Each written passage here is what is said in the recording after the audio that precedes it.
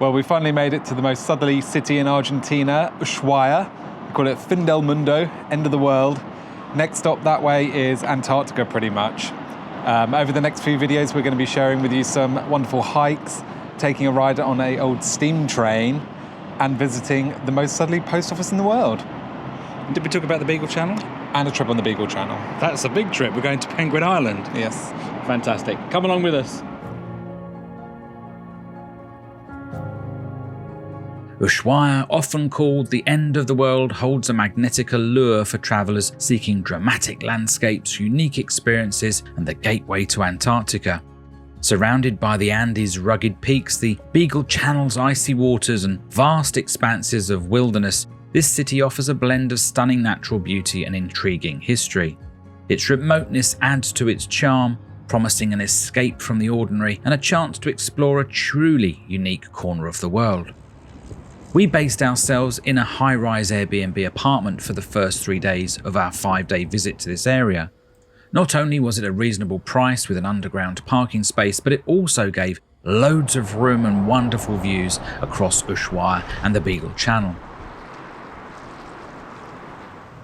We prepared our own meals, saving a few pennies, and even befriended a local seagull we named Stephen, who came for dinner each day.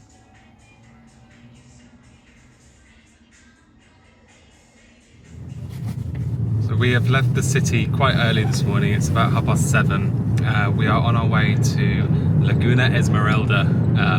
It's a hike about 9 kilometers round trip. Apparently it gets busy later on in the day, so that's why we're up early if we want to do it. It's a bit quieter, but we'll see you on the walk.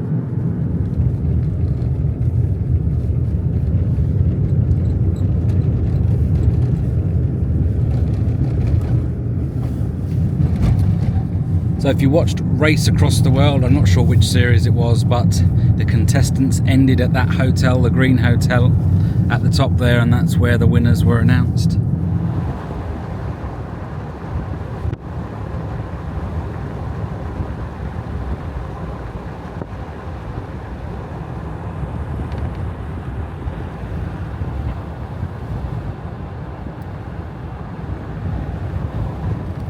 Right, well, we've parked up. Just 2 of us here at the moment. It's not a big car park, as you can see, but apparently it gets very busy. And the start of the trail is right where Will is now. So let's get going. We've got 4.5 kilometers to do to get to the lake.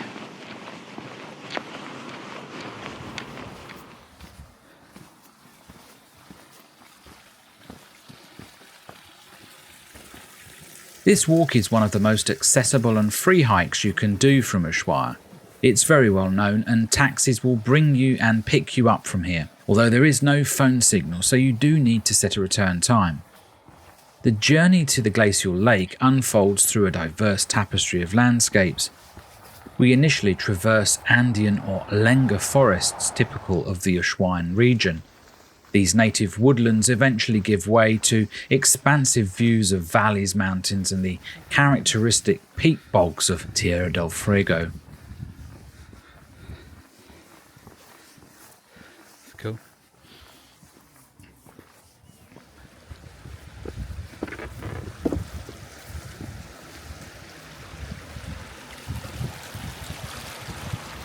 The trail also meanders alongside rivers, offering glimpses of the region's unique flora and fauna. Keep an eye out for beaver activity, including dams that dot the waterways, a testament to the industrial wildlife in the area.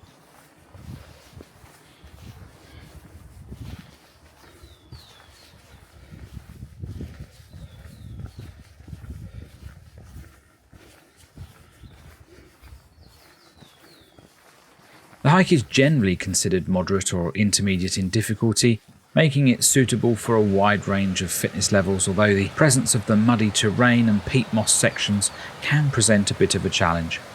The elevation gain is modest, around 158 to 200 metres.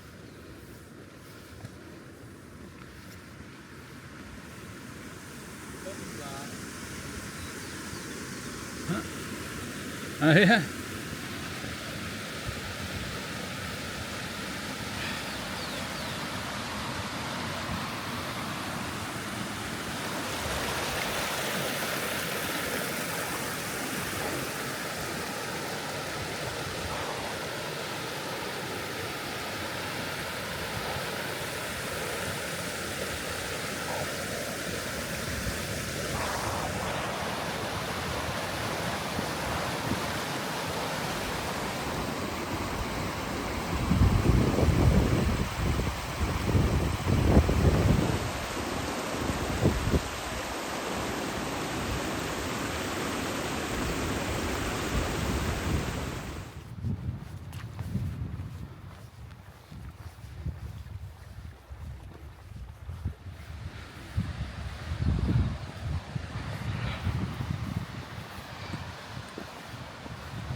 Well, we're almost there.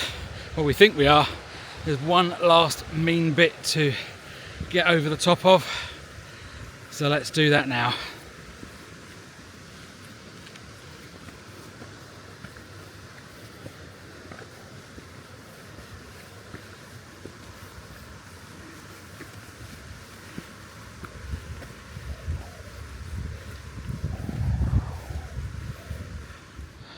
Well, there we go, folks.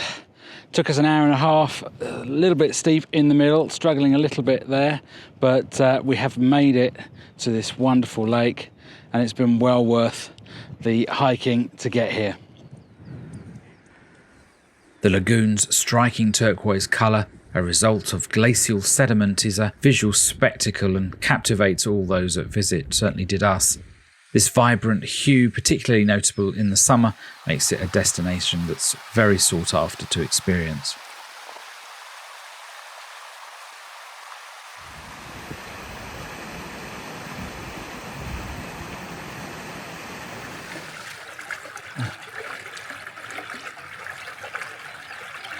Yeah, I mean, it is cold.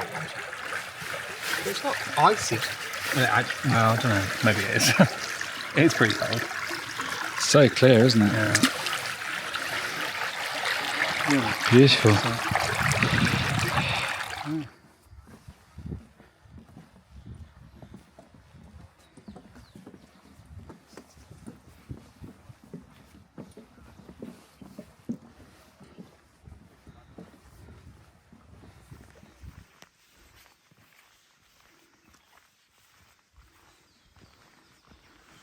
Well, we're back on the main road.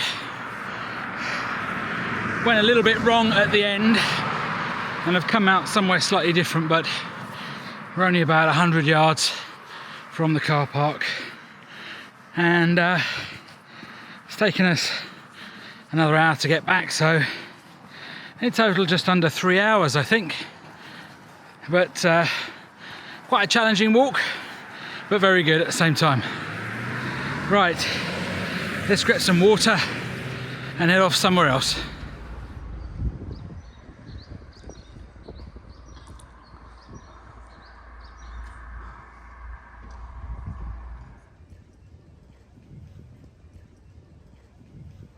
Exploring the heart of Ushuaia involves discovering its vibrant shopping scene, indulging in the local cuisine and perhaps enjoying a refreshing drink. San Martin Avenue is the main commercial thoroughfare, bustling with shops, restaurants and cafes. Here visitors can find a wide array of souvenirs, including the ever-popular Patagonian chocolate produced from the local Calafate berry, charming lighthouse snow globes, locally crafted jewellery, penguin and maritime-themed items.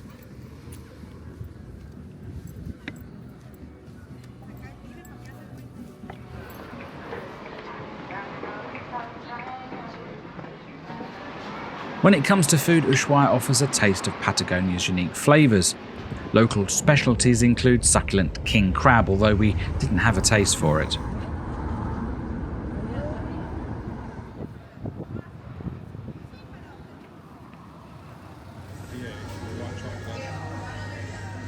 Whether you just want a delicious ice cream or have a drink in the most southerly Irish bar in the world, there's something for everyone here in Ushuaia.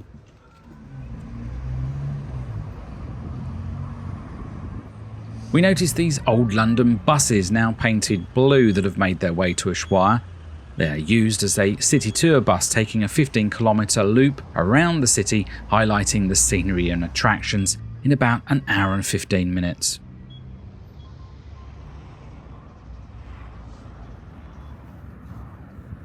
With the sun shining, it was the perfect time to take a walk along the Costanera, the waterfront boardwalk in Ushuaia Harbour. Grab a photo in front of the city sign with the Beagle Channel as its backdrop, showing that you've made it to the end of the world.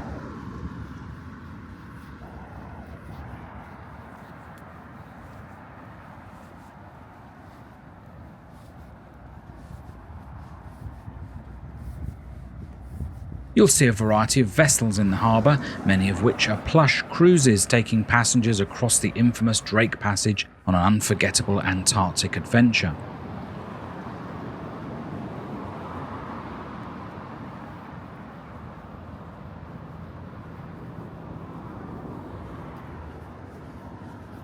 Standing sentinel in the harbour, like a rusted ghost, is St. Christopher, a beached ship that tells a fascinating tale. Built in the United States in 1943, it began life as a rescue tug. Under the Lend-Lease program, it was transferred to the British Royal Navy and rechristened HMS Justice, playing a role in the D-Day Normandy landings, a silent witness to one of history's most pivotal moments. After the war, the vessel returned to American hands, only to be sold for commercial use and renamed St. Christopher. In 1953, in the waters around Ushuaia, the ship was tasked with a daunting salvage operation, refloating the SS Monte Versantes, a luxury liner that had met an untimely end in the Beagle Channel. During the salvage attempts, St. Christopher suffered critical engine and rudder damage. Crippled and unable to navigate, she was eventually beached in Ushuaia's harbour in 1957, and there she's remained ever since, a permanent fixture on the city skyline. You can't board the vessel, just admire it from the boardwalk of the harbour.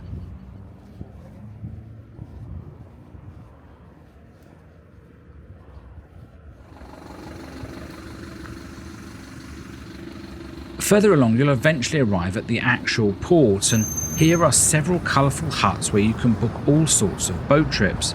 Fishing, wildlife tours, short trips out to the famous lighthouse, or the 6-hour penguin colony navigation that we wanted to take.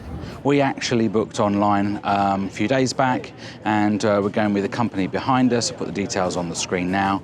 It's 112,000 pesos each. It's a 6-hour navigation of the Beagle Channel, and we'll be seeing the penguins, the sea lions, the lighthouse, all the fun stuff that everyone comes to see whilst they're here in Ushuaia. So let's crack on. Many tours like ours start at 9 AM, so the port is busy at this time processing passengers. We took this day trip on the second day in the city.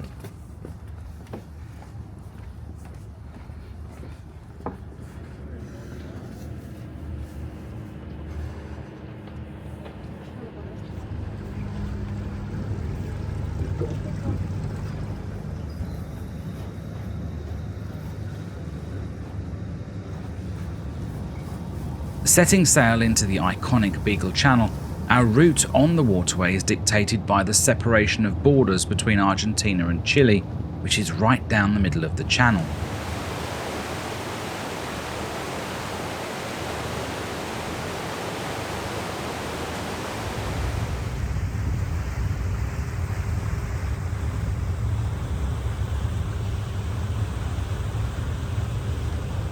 Our first brief stop comes just 10 minutes into the navigation, close to the airport runway, providing opportunities to spot various seabird species, including cormorants and albatrosses.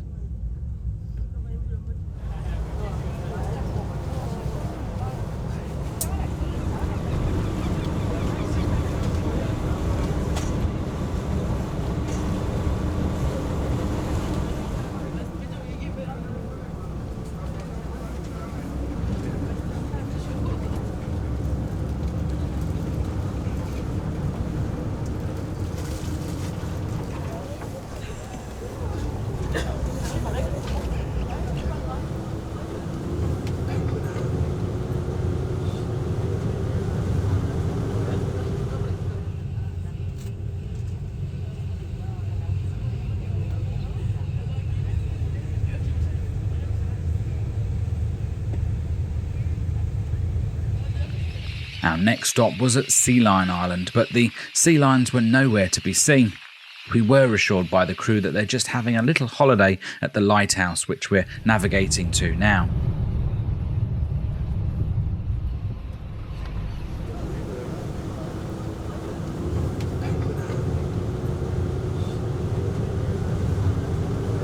We approach the iconic Les Eclaireurs Lighthouse, often referred to as the lighthouse at the end of the world.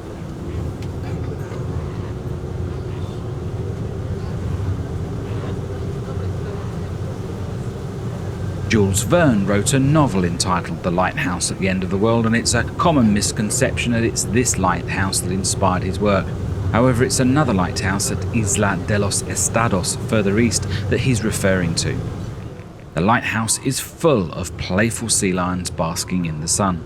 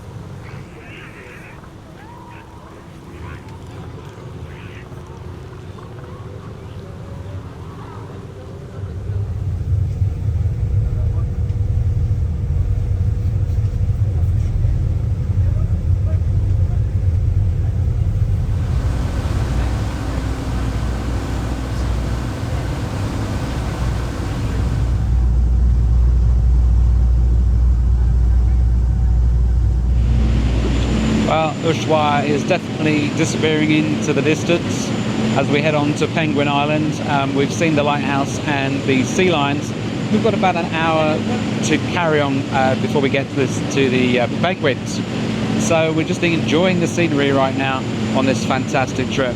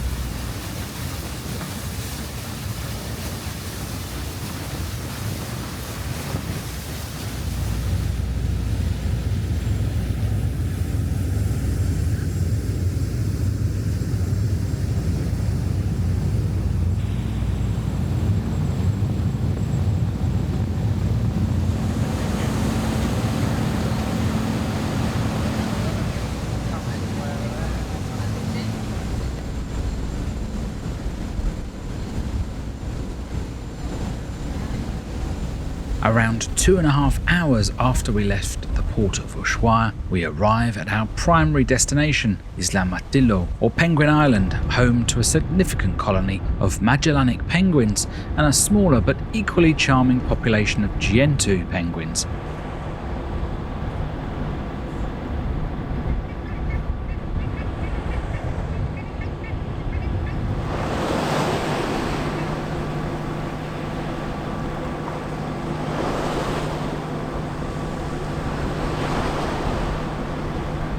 Some tours offer the unique and unforgettable experience of walking among these delightful creatures for about an hour, accompanied by expert guides who provide fascinating insights into their behaviour and habitat, but we'll be viewing from the boat on this tour.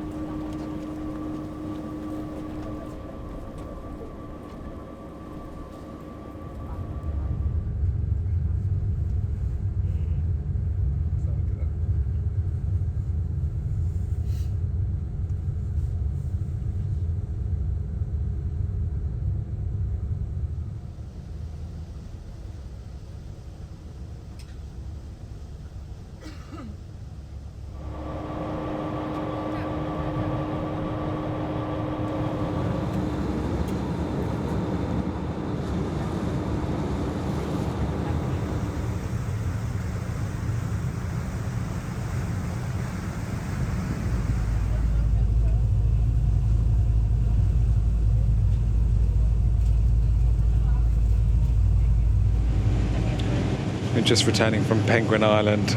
It takes a while to get out here, about an hour and a half from the last stop, which was the lighthouse. But the scenery is amazing. You're along the Beagle Channel the whole way with Argentina on your left hand side and Chile on your right. We passed by Puerto Williams, which is actually the most southerly city in the world if you go by Chilean standards.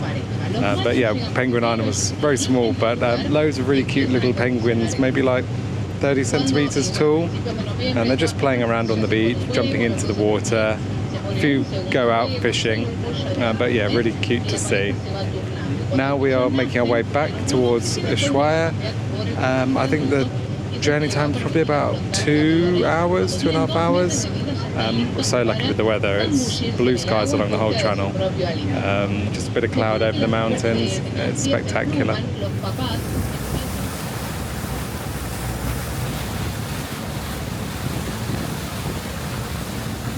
Well, we're just about to arrive back in Ushuaia port.